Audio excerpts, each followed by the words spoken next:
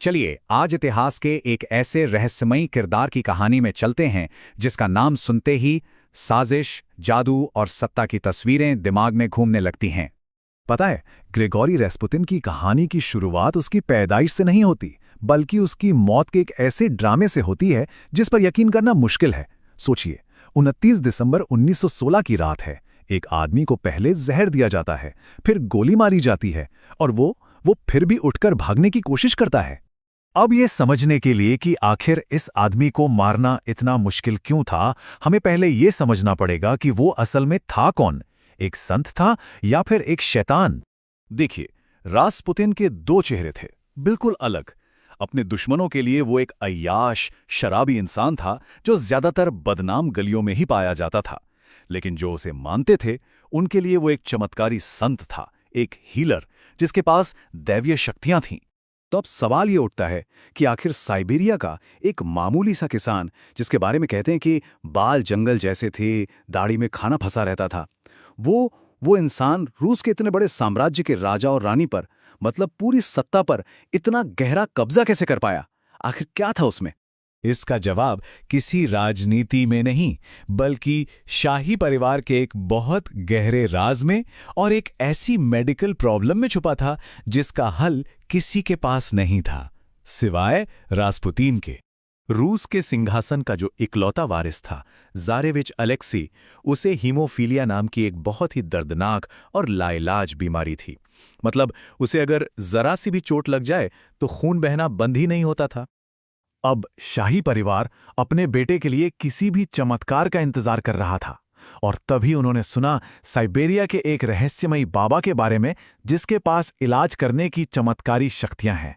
बस यही थी रासपुतिन के लिए महल के अंदर आने की चाबी। और कहते हैं कि चमत्कार हुए भी। एक बार तो डॉक्टरों ने जवाब दे दिया था। रासपुतिन को बुलाया गया और जैसे ही उसने महल में कदम रखा, अलेक्सी का रोना बंद हो गया और उसका दर्द कम हो गया।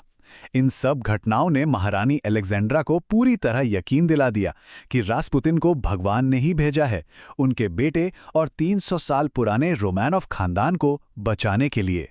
तो जैसे ही महारानी का भरोसा रासपुतिन पर जमा, उसका असर सिर्फ बच्चों के कमरे तक नहीं रहा, बल्कि धीरे धीरे पूरी रूसी सरकार पर फैलने लगा। वर्ल्ड वॉर 1 के दौरान रासपुतिन ने राजा यानी ज़ार निकोलस को ये सलाह दी कि वो खुद जाकर सेना की कमान संभाले। अब राजा तो चले गए जंग के मैदान में, और पीछे राजधानी में सत्ता का मैदान खाली हो गया। और बस यहीं से सब कुछ बदलने लगा। महारानी अलेक्जेंड्रा हर एक बड़े फैसले के लिए रासपुतिन पर निर्भर हो गई। मंत्री उसकी मर्जी से रखे और निकाले जाने लगे। हर तरफ अफवाहों का बाजार गर्म था कि असल में रूस का शासक तो रासपुतिन है। अब जो बड़े बड़े अमीर और शाही लोग थे, उनके लिए ये बात किसी देशद्रोह से कम नहीं थी। तो रूस के सबसे ताकतवर लोगों ने मिलकर एक फैसला लिया, अगर इस साम्राज्य को बचाना है तो रासपुतिन को मरना होगा।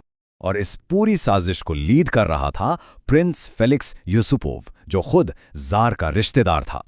29 दिसंबर 1916 की उसी रात को यूसुपोव ने रासपुतिन को अपनी खूबसूरत पत्नी से मिलवाने के बहाने अपने महल में दावत पर बुलाया। अब जो हुआ वो सच में हैरान करने वाला था।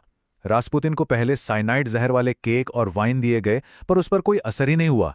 इससे बौखलाकर यूसुपोव ने उसे सीने में गोली मार दी, लेकिन वो तब भी नहीं मरा और घिसटते हुए बाहर भागने लगा। आखिर में साजिश करने वालों ने उसे कई और गोलियां मारी और उसके शरीर को एक कंबल में लपेटकर बर्फीली नदी में फेंक दिया।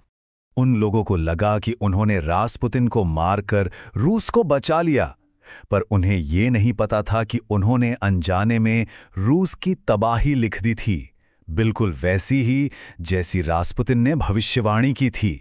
रासपुतिन ने एक बहुत डरावनी भविष्यवाणी की थी। उसने कहा था, जब तक मैं जिंदा हूं, रोमानोव खानदान खड़ा रहेगा। जिस दिन मैं मर गया, ये पूरा साम्राज्य तबाह हो जाएगा। और तबाही आई बहुत तेजी से। रासपुतिन की मौत के ठीक 2 महीने बाद रूस में क्रांति शुरू हो गई। देखते ही देखते 300 साल से भी ज्यादा पुराने रोमानोव खानदान का अंत हो गया, जब पूरे शाही परिवार को बेरहमी से मार दिया गया। तो आखिर में हम समझे क्या? देखिए, रासपुतिन इतिहास के उन किरदारों में से है जिन पर आज तक बहस होती है, और वो हमें एक बहुत बड़े अनसुलझे सवाल के साथ छोड़ जाता है क्या वो सच में एक फरिश्ता था जिसे भगवान ने राजकुमार को बचाने भेजा था, या फिर वो एक शैतान था, एक तांत्रिक, जिसकी वजह से इतना बड़ा साम्राज्य तबाह हो गया?